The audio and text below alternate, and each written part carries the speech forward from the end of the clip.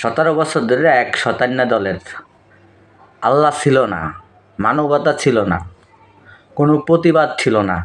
কানের মধ্যে সোনা দিয়ে রাখছে, মুখের মধ্যে তালা দিয়ে রাখছে, শুধু চুপচাপ দেখছে আর বাপ মায়ের গুণগান গাইছে, জয় বাংলা জয় বাংলা, এই পর্যন্তই শেষ।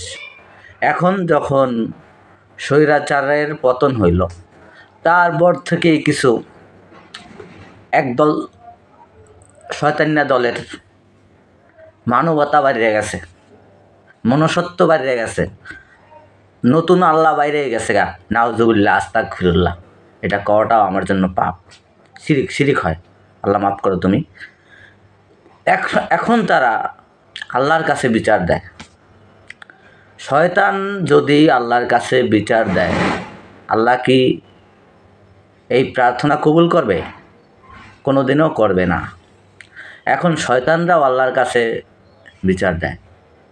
এই 17 বছর মানুষের হোগায় ক্ষুদাগাররা জুলুম নির্যাতন অত্যাচার করিয়া তারাও এখন এই আল্লাহর কাছে বিচার দেয়।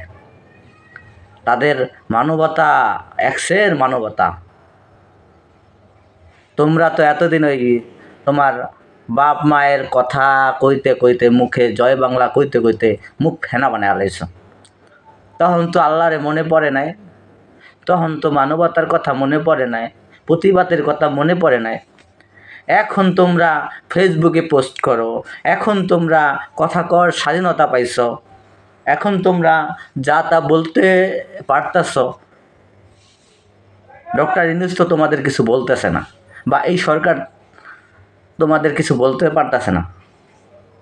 এই 17 বছর মানুষ কথা বলার স্বাধীনতা পায় নাই, আর তোমরা এখন কথা বলতেছো, প্রতিবাদ করতেছো। তোমাদের মানবতা বাইরে গেছে, তোমাদের আল্লাহ বাইরে গেছে গা। আর আমরা এই 17 বছর যে আল্লাহ আল্লাহ করিয়া শিখেছি, আল্লাহ আল্লাহ করিয়া আল্লাহর কাছে বিচার দিছি, আল্লাহ তো আমাদের কথা শুনছে। তোমরা এত বছর কত জ্বালাইছো, মানুষের ঘর বাড়ি ভাঙ্গা দিচ্ছ, জায়গা দখল করছো, চুরি দুর্নীতি করছো, মানুষকে বাসায় থাকতে দাও নাই, কেস মামলা হুমকি, তারপরে ওই যেখানে পাইছো পিএমপি, তারপরে হেফাজত, জামাত, যেই দলই পাইছো তাদেরকে হুদাই হয়রানি করছো, তাদেরকে মামলা দিছো, তাদেরকে নির্যাতন করছো। আল্লাহ সবসময় আল্লাহ নিরহদের পাশে থাকবে, অসহায়দের পাশে থাকে। যারা জুলুমকারী, যারা ওই ফিরআউনের বংশধর, তাদের সাথে আল্লাহ নেই আর থাকবেও না। আল্লাহ বরাবরই যারা পৃথিবীতে ভালো কাজ করে, সৎ কাজ করে, যারা মানুষের ভালো চায়, কল্যাণ চায়, তাদের সাথেই আল্লাহ থাকে।